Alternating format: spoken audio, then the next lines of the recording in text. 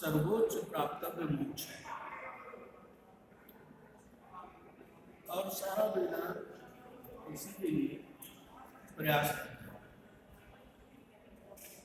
बल्कि कहा जाए तो चार्वाक के अलावा भारतीय दर्शन का प्रत्येक भाग, चाहे वो सांख्य हो, योग हो, जैन हो, बौद्ध दर्शन हो, सभी कैवल्य, निर्वाण या मोक्ष के लिए प्रयास करते हैं। ब्रह्म की प्राप्ति या ब्रह्म के ज्ञान की प्राप्ति ही वेदांत में मोक्ष है। उसके बाद ये आत्मा पुनः जन्म नहीं लेती, बल्कि ब्रह्मात्मा के भाव में विश्राम करती है। अब ये मोक्ष कैसे प्राप्त होगा, इसके लिए रामानुजाचार्य और शंकराचार्य दो मार्गों का प्रतिपादन करते हैं। पहले हम लोग शंकराचार्य के मार्ग को देखेंगे, तत्पश्चात रामानुज के द्वारा बताए गए मार्ग पर विचार करेंगे। शंकराचार्य का मानना है कि ब्रह्म ज्ञान से ही मोक्ष मिल सकता है, इसके अतिरिक्त और कोई साधन नहीं है। और वो कहते हैं ज्ञानादेव मुक्ति, ज्ञानादेव मुक्ति, ज्ञान से ही मोक्ष प्राप्त किया जा सकता है। और आगे पुनः कहते हैं ऋते ज्ञानात् न मुक्ति, अगर आप ध्यान से विरत हैं तो आपको मोक्ष नहीं मिल सकता। ये एक अलग बात है कि उन्होंने स्वयं भी भक्ति के कई श्रेष्ठ स्तोत्रों की रचना की है, विशेषकर भगवान शंकर के भक्ति। अब ये ज्ञान है क्या, तो कौन सा ज्ञान है जिससे हमें मोक्ष मिले? वो कहते हैं कि ब्रह्म ज्ञान ही एकमात्र ज्ञान है, ब्रह्म ही एकमात्र सत्य है। सच्चिदानंद स्वरूपम ब्रह्म, तो वह सत्य चित्त आनंद स्वरूप ब्रह्म ही हमें ज्ञान और मोक्ष दिला सकता है।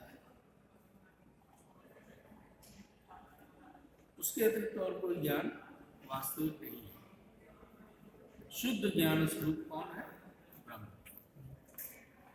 और वो भी निर्गुण, सगुण ब्रह्म नहीं, निर्गुण। क्योंकि जो उसका तटस्थ लक्षण है सगुण ब्रह्म, वो परिवर्तनशील है, जबकि निर्गुण, निराकार, निरक्षय, निशेष, ये सारे विशेषणों वाला ब्रह्म ही एकमात्र सत्सत्ता है। और इस ज्ञान मार्ग के लिए हमें श्रवण मनन निधिध्यासन, श्रवण मनन निधिध्यासन का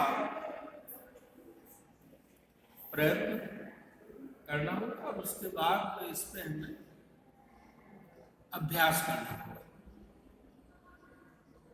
अब आप कहेंगे श्रवण तो हम जीवन पर्यंत करते हैं, दोनों कान तो परमानेंट खुले हुए हैं। श्रवण जानते क्या? तो श्रवण तो हम जीवन पर्यंत करते रहते हैं। विशेष परिस्थिति हो सकता है हम अपने कान बंद कर लें, लेकिन स्वाभाविक रूप में तो लगातार सुनते हैं। तो शंकराचार्य कहते हैं नहीं, आपको श्रुति का श्रवण करना है, अश्रुति के श्रवण से कोई लाभ नहीं। और श्रुति क्या है?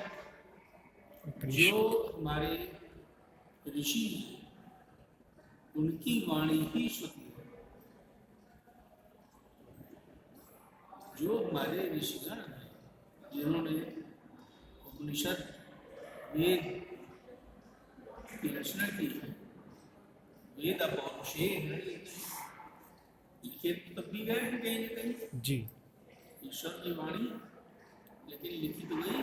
जी तो वेद, उपनिषद, गीता, ब्रह्मसूत्र, इनका श्रवण करना पहला कदम। श्रवण के अनंतर हमें मनन करना है। मनन किस प्रकार करना है? अपने अंतर मनस में उन विषयों का विवेचन करना जिनका श्रवण हमने किया है कि उसमें क्या सत्य है, क्या असत्य है, क्या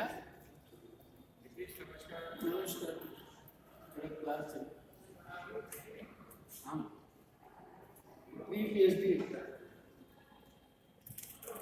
तो श्रवण के अनंतर और अंतर मनस में उसका विवेचन, विश्लेषण कि हमने जो सुना है क्या वो सत्य है या वो असत्य है या वो मिथ्या है। और उसके बाद स्थिति आती है निधिध्यासन। निधिध्यासन भी मनन का ही एक जी लेकिन उसमें एकाग्रता की पराकाष्ठा है। हम अपने मन को ब्रह्म के प्रति एकाग्र करते हैं और वो एकाग्रता ही हमें ब्रह्म के लिए तैयार करती है। कैसे हमें ब्रह्म ज्ञान होगा। योग दर्शन में इसे पूर्व समाधि की अवस्था कहते हैं। हम लोगों ने योग दर्शन पढ़ा है, उसमें जो पूर्व समाधि की अवस्था है वही निधिध्यासन। अब श्रवण मनन निधिध्यासन हर व्यक्ति नहीं कर सकता। उसके लिए शंकराचार्य कहते हैं कुछ विशेष गुण हैं, कुछ विशेष बातें हैं जिनका पालन करने के अनंतर ही एक साधक श्रवण मनन और निधिध्यासन के लिए तैयार हो सकता है। अब वो बातें क्या हैं? वो सूत्र रूप में 4। पहला है नित्यानित्य वस्तु विवेक। साधक के अंदर नित्य क्या है और अनित्य क्या है, इसमें विवेक करना आना चाहिए। विवेक किसे कहते हैं?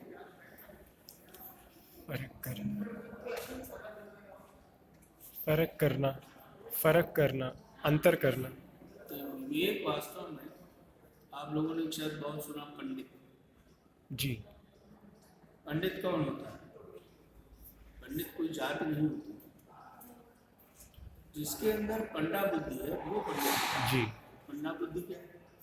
विवेक। नित्यानित्य वस्तु विवेक करने में सक्षम। जी वो जो व्यक्ति जान सकता है कि नित्य क्या है, वास्तविक क्या है, वो सिर्फ वेदांत में ब्रह्म है। और अनित्य क्या है? अनित्य वो है जिसका कोई अस्तित्व नहीं है। अब नित्य ब्रह्म के अलावा जो कुछ ऐसा हो नित्य, अब चाहे वो असत की श्रेणी में हो, हाँ, चाहे वो नित्य की श्रेणी में हो चाहे अनित्य की श्रेणी में। अनित्य की श्रेणी में जी वही पंडित होता है। अब ब्रह्म के अतिरिक्त वेदांत में जो कुछ है सब अनित्य है। जी केवल ब्रह्म ही एकमात्र सत सकता है। दूसरी बात बताते हैं शम दमादि साधन संपन्न। तो इसके अंदर शम, दम, व्रत, प्रतीक्षा, श्रद्धा, मोह, ये सारी चीजें ज्ञान। जी। प्रतीक्षा क्या होता है सहनशीलता। ना? ज्ञान प्राप्त के लिए तीव्र इच्छा। अच्छा। जब हम लोग ज्ञान प्राप्ति के लिए सब कुछ छोड़ देना चाहते हैं कि नहीं हमें ज्ञान प्राप्त हो जाए, वो तो अच्छा है।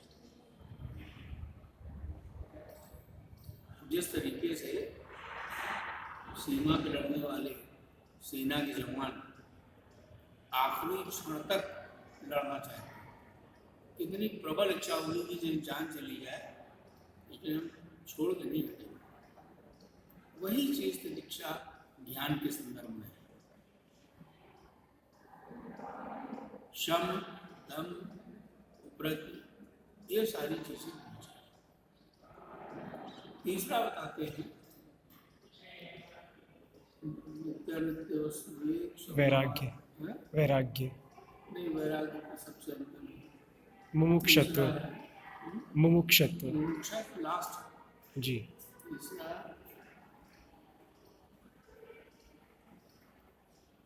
इहा मूत्रार्थ भोग विराग। जी। इहा मूत्रार्थ भोग विराग। जी। इसका क्या मतलब? इस लोक में जो पदार्थ हैं जो भोग करने योग्य हैं या अलौकिक मूत्रार्थ जो यहाँ नहीं है, स्वर्ग में है, उन सबके प्रति वैराग्य का भाव जी। साधक के अंदर उत्पन्न हो जाना चाहिए। उसके अंदर ये नहीं हो कि हमें फला पदार्थ मिल जाए तो हम प्रसन्न हो जाएंगे, या ये इच्छा मेरी पूरी हो जाए तो बड़ा अच्छा होगा। तो इच्छाओं के प्रति, अपेक्षाओं के प्रति वैराग्य का भाव उत्पन्न हो जाए, और ये भी बहुत अभ्यास से ही संभव है। जब हमें शब्दवान साधन संपत्ति से हम गुजरते हैं, उसके बाद ही ये स्टेज डेवलप हो सकती है कि हमें भोग पदार्थों से विरक्ति हो जाए। और अंतिम बताते हैं मुमुक्षा। जी। मुमुक्षा से तात्पर्य है मोक्ष प्राप्त करने की तीव्र इच्छा। जी। क्यों? क्योंकि अगर छोटी मोटी इच्छा होगी तो उसका शमन हो सकता है, लेकिन जब वो पराकाष्ठा पर हो जाएगी तो उसका शमन नहीं होगा, बल्कि हम मोक्ष प्राप्त के अनंतर ही शांत होंगे। अब ये सारी चीजें होने के बाद हम किस लायक बनते हैं? श्रवण मनन निधिध्यासन, कि हम श्रुति वाक्यों को सुन सकें, समझ सकें और उनका लगातार कंटिन्यूअस चिंतन कर सकें। तब क्या हुआ? इसके अनंतर हमें मोक्ष प्राप्त होगा। जी। अब यहाँ आती है नई समस्या कि मुक्ति शरीर के साथ होती है, जीवन मुक्ति होती है, या विदेह मुक्ति होती है। जीवन मुक्ति से क्या तात्पर्य है? इस जीवन में ही जीवित रहते हुए हमें मोक्ष मिल जाए, ठीक है। और विदेह मुक्ति क्या है? कि शरीर के शांत होने के उपरांत हमें मोक्ष मिले। रामानुजाचार्य विदेह मुक्ति को स्वीकार करते हैं। उनका मानना है शरीर के शांत होने के बाद स्वर्ग से स्वर्ण रथ आता है और आत्मा उस पर बैठकर स्वर्ग की ओर आरोहण करता है। शंकराचार्य से नहीं, शंकराचार्य का मानना है कि वास्तव में जैसे ही हमें ब्रह्म ज्ञान होता है तत्क्षण हम मुक्त हो जाते हैं, दूसरे क्षण की आवश्यकता नहीं। और इस प्रकार का मोक्ष शरीर के रहते ही प्राप्त हो जाता है, लेकिन लोकोपचार के लिए जीव कार्य करता रहता है। लेकिन उसके आत्मा को कर्म संस्कार उत्पन्न नहीं होते, क्योंकि वो लोकोपचार की भावना से काम कर रहा है, जिसमें उसका कोई स्वार्थ नहीं होता, निस्वार्थ भाव से। और जब उसका शरीर शांत हो जाता है तब वो ब्रह्मलोक में प्रयाण करता है, पुनः उसका जन्म नहीं होता। लेकिन अगर उसे मोक्ष प्राप्त नहीं हो पाया तो अगले जन्म में पुनर्जन्म होने पे वो अपने ये दिव्य संस्कार लेकर ही उत्पन्न होता है। बहुत से ऋषि, बहुत से मुनि जो इस जन्म में नहीं मुक्त हो पाए, लेकिन उनकी तपस्या व्यर्थ नहीं हुई, वो पुनः मनुष्य रूप में उत्पन्न हुए और अपने उस आध्यात्म को उन्होंने पुनः जागृत किया और फिर मोक्ष प्राप्त किया। जबकि जो अधम पुरुष होते हैं, यहाँ पुरुष से तात्पर्य शरीर से नहीं है, वो स्त्री भी हो सकती है और पुरुष भी हो सकता है। तो वो पुनर्जन्म में एकेंद्रिय, द्विंद्रिय, त्रिंद्रिय, चतुरेंद्रिय किसी भी प्रकार के शरीर को धारण कर सकते हैं, लेकिन उनकी आध्यात्मिक यात्रा नहीं शुरू होगी। वो तभी शुरू होगी जब वो इन चारों विधियों में सफल हो जाएगी, उसके बाद ही प्रारंभ होगा। वेदांती समाधि की अवस्था को भी स्वीकार करते हैं, जैसे कि हमारे योग दर्शन में बताया गया है, लेकिन इनकी समाधि वेदांती समाधि है और वो यम, नियम, आसन, प्राणायाम, प्रत्याहार, धारणा, ध्यान, यहाँ तक की श्रेणियों को अलग भाव में रखते हैं और तत्पश्चात समाधि को प्राप्त करते हैं। अब मोक्ष जो है ये वेदांत में अभावात्मक नहीं है, ये भावात्मक प्रक्रिया है, भावात्मक ज्ञान है। शंकराचार्य जी उदाहरण देते हुए कहते हैं, जिस प्रकार कोई स्त्री कंठगत हार को विस्मृत कर देती है और पूरे घर में ढूंढती है कि मैंने कहाँ रख दिया है, और बाद में जब वो आईने के सामने खड़ी होती है तो देखती है, अरे तो मेरे गले में ये बिल्कुल वही स्थिति मोक्ष की। मोक्ष कोई ऐसा नहीं है जिसे हम कहें अप्राप्त से प्राप्ति मोक्ष है ना, ये अप्राप्त की प्राप्ति नहीं है। फिर क्या है? प्राप्त से विस्मृत को स्मृत कर लेना जी, ही मोक्ष है। जो हमें विस्मृत हो गया था कि हम तो वास्तव में ब्रह्म है, ये आत्मा तो हमारा आवरण धारण करने के लिए है और ये जगत हमें विक्षेप रूप में दिख रहा है, जगत मिथ्या है, इसका तुरंत आभास हो जाना, यही मोक्ष है। तो इसीलिए उन्होंने कहा प्राप्त से प्राप्ति ही मोक्ष है, जो हमें पहले से प्राप्त है वही मोक्ष है। ये कोई नई उपलब्धि नहीं है हमारी, ये सिर्फ आईने के सामने खड़े होने जैसा है। मोक्ष में आत्मा पूर्ण शांति में विश्राम करती है, उसके अंदर कोई विक्षोभ नहीं होता, कोई अभावात्मक भाव उत्पन्न नहीं होता, बल्कि वो पूर्ण आनंद और स्वयं को वो निर्गुण ही समझती है। इसीलिए उसमें कोई भी कर्म संस्कार उत्पन्न नहीं होते, परहित के लिए ही केवल कार्य रह जाते हैं। ठीक, जी सर। कोई समस्या तो नहीं है। वेदांत के विद्यार्थी को आत्मा के विषय में शंकराचार्य की कुछ बातें अवश्य ध्यान में रखनी चाहिए। ये आत्मा वास्तव में ब्रह्म ज्ञान का उत्सुक है और वो ब्रह्म ज्ञान के लिए ही हमेशा तत्पर रहता है। विषय वासनाएं, मद, मोह, लोभ, माया, मात्सर्य, ये उसको चारों ओर से घेरते हैं, लेकिन अंततोगत्वा मुमुक्षा उसे सत्य ज्ञान की तरफ ले जाती है। अब इस आत्मा को जाना कैसे जाए? महर्षि याज्ञवल्क्य ने बृहदारण्यक उपनिषद में गार्गी मैत्रेयी संवाद में ये बात बताई है। उनसे पूछा जाता है कि हम आत्मा को कैसे जान सकते हैं? ये आत्मा क्या है? इसको देखा नहीं जा सकता, सुना नहीं जा सकता, तो फिर जाना कैसे है?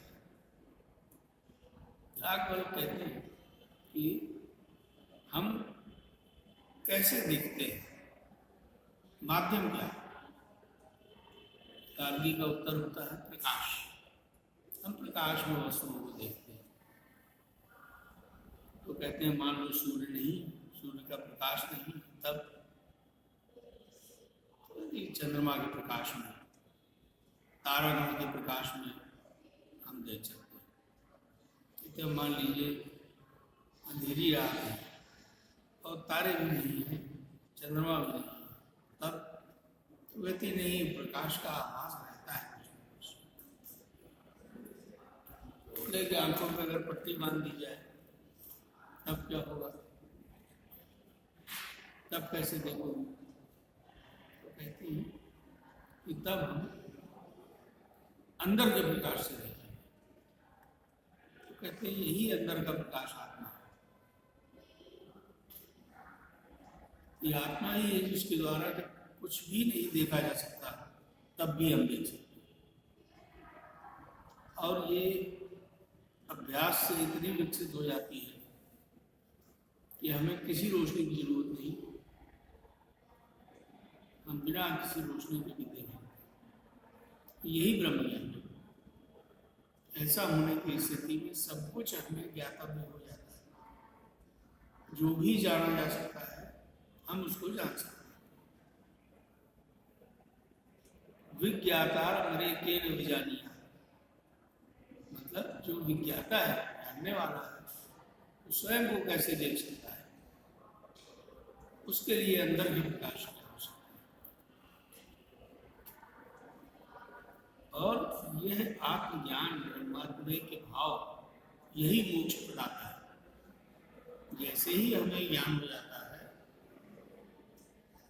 कि वास्तव में हम शरीर रूप में नहीं है, बल्कि हम शुद्ध ज्ञान है, शुद्ध चैतन्य है, शुद्ध सत्य है, तो हम मोक्ष को प्राप्त कर लेते हैं। और वो अंदर से प्रस्फुटित होता है, न कि बाहर आरोपण। इसीलिए जो पंच महावाक्य हैं उपनिषदों में, उसमें अहम ब्रह्मास्मि भी है कि मैं ही ब्रह्म हूं। और इसको शाब्दिक ज्ञान से नहीं जाना जा सकता, इसको अनुभवात्मक ज्ञान से ही जाना जा सकता है, जब हमें इस बात का अनुभव होने लगे। और ये अनुभव कैसा होना चाहिए? श्वासोच्छ्वास के साथ। मतलब जिस प्रकार हम न चाहते हुए भी, न जानते हुए भी, न प्रयास करते हुए भी श्वासोच्छ्वास में रहते हैं, सांस लेते हैं और सांस छोड़ते हैं। ये एक सतत प्रक्रिया है जो अपने आप चलती रहती है। इसके लिए हमें प्रयास करने की आवश्यकता नहीं है। इसी प्रकार जब ब्रह्म ज्ञान अहम ब्रह्मास्मि के भाव में आ जाता है तो हम समस्त विकारों से दूर हो जाते हैं और निर्विकार भाव में ब्रह्म भाव में आ जाते हैं।